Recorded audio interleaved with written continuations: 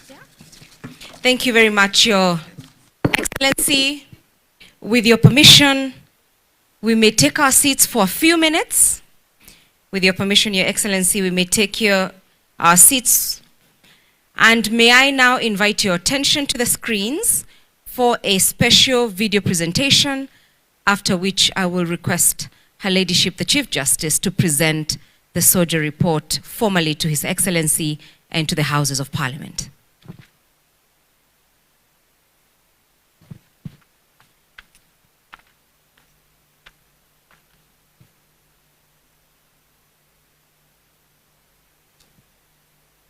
Technical team, are you ready?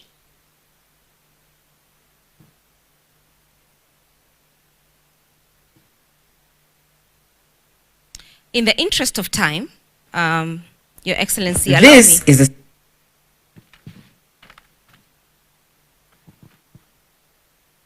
Very much for that. May I invite a round of applause, please, for the work that you have all done this year in making this report a reality. Honorable Chief Justice, may I welcome you to the stage, with the Honorable Deputy Chief Justice as well. May I also welcome the Deputy Speaker of the National Assembly and the representative of the Senate, Honorable Senator Hilary Sigay. And with your permission, Your Excellency, may I welcome you to the stage for the formal presentation. Let's have the reports.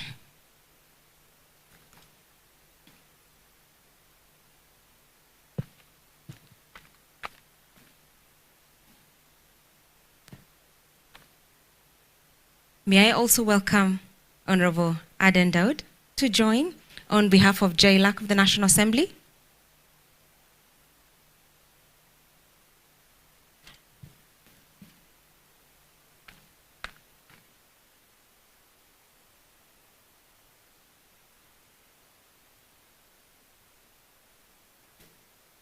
I think that James, to be able to formally hand over, we can allow the Honorable Chief Justice to hand over the report to His Excellency. Honorable Chief Justice, you may now hand over the report to His Excellency, signaling the fulfillment of the dictates of the Constitution.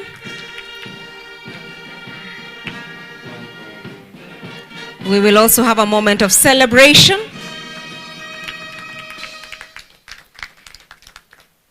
That really is a testament of the fulfillment of the law and the Constitution that requires full accountability to the Kenyan people. Thank you very much. Honorable Chief Justice, allow me, Your Excellency, to welcome the leadership of the Judiciary leadership team, to join you on stage as we celebrate this launch.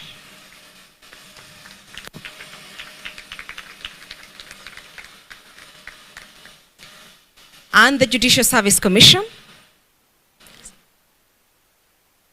We have Honorable Senator Dan Manzo as well. Please join on stage. And our two special guests, Honorable Alice Wahome and the Honorable Deputy Chief Justice of South Africa, so that we can have a complete indication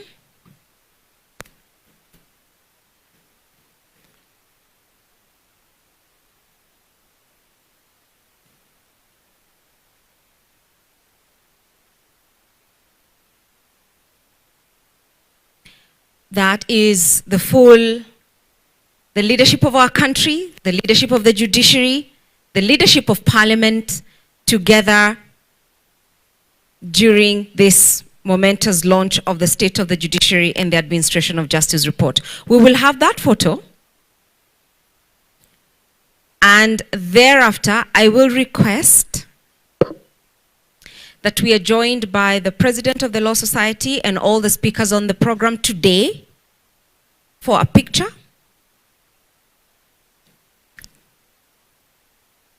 The PS Correctional Services. We can have a photo, a complete photo. Zakim will help us organize the photo.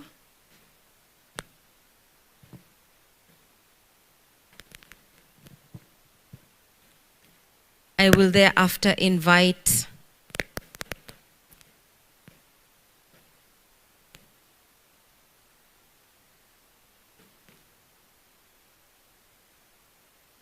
it is important because we will hold this photo as a continuing relic of our collaboration and cooperative governance as dictated by the Constitution. Band, please continue. After this photo, I will welcome all the judges to also join the photo. All our judges present. The State of the Judiciary report could not be without your phenomenal contribution and indeed the tireless efforts to enhance case clearance to the historic 104%. It has been because of your tireless efforts, because of your innovation, and because of your continued commitment to access to justice that this day and this report is as monumental as it is. I can request our speakers to take their seats as we allow the judges to join the photo so that we only have the leadership of Parliament, the leadership of the Judiciary, His Excellency, and the honorable judges.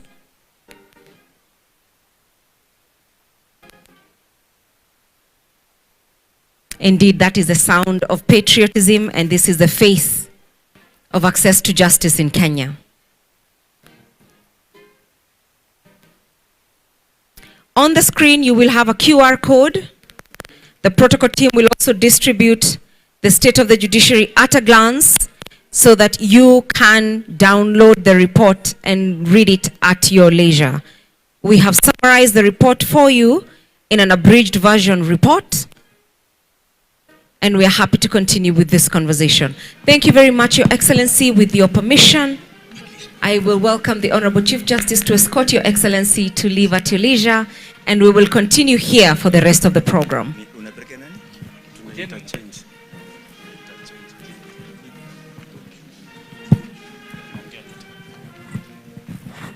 May I request that we remain here to be able to continue and complete the rest of the program.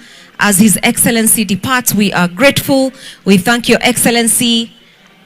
We thank the leadership of Parliament. We thank our partners for joining us and continuing to support the judiciary in the execution of our mandate in fulfillment of the constitutional dictates of access to justice. Band, you can give us some entertainment as we wait on her ladyship and the judiciary leadership to come back to the hall so that we can complete the remaining speeches.